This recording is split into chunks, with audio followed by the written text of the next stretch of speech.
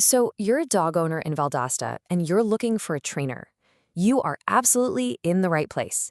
We are going to walk through everything you need to know to find the perfect professional for your dog so you can feel really confident about your choice.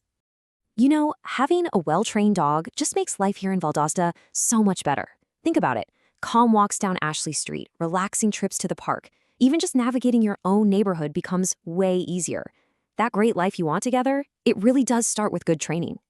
All right, let's get into what daily life with a dog looks like right here in Valdosta and Lowndes County, and why training makes such a huge difference. This is where the training really pays off in the real world. I'm not just talking about sit and stay. I'm talking about your dog being able to handle all the commotion near VSU, or staying calm during the big downtown festival, or how about walking nicely on the Withlacoochee Riverwalk without, yanking your arm out of its socket. That's the stuff that makes your day-to-day life so much more enjoyable. Okay, so where do you even start with all this? First, let's get a handle on the basic training styles and class types you're going to come across. The one you really want to look for is positive reinforcement. It's the modern, science-backed standard for a reason. Basically, it means trainers use rewards, like treats, praise, or a favorite toy, to encourage the behaviors you want to see. And this is so important. This method builds a really strong, lasting trust between you and your dog. You definitely want to steer clear of anyone who relies on fear or intimidation, because that stuff can seriously damage that bond, and honestly, it can make behavior problems even worse. You'll also need to pick a format that works for you. Group classes, they're amazing for socialization. Private lessons are totally perfect for tackling those specific issues at home, like, say, jumping on every guest who walks through the door. Then there's board and train, which is a really intensive option. But you have to remember, your follow-up work is absolutely critical for it to stick. Next up, let's talk about how to tell if a trainer really knows their stuff. Looking at their certifications is a great way to see if they're knowledgeable and serious about keeping up with the latest in the field. Now, don't let all these letters intimidate you. Think of it like this. Certifications like CPDTK or KPA CTP are fantastic for general obedience and good manners. But if you're dealing with bigger issues, maybe some serious anxiety or reactivity, you'll want to look for a behavior consultant with something like a CBCCK. That just means they have a deeper level of knowledge for those tougher cases. All right, let's talk about the budget. It's obviously a big piece of the puzzle. So let's break down what you can probably expect to invest in training right here in the South Georgia area. As you can see, the costs can really vary depending on what you choose.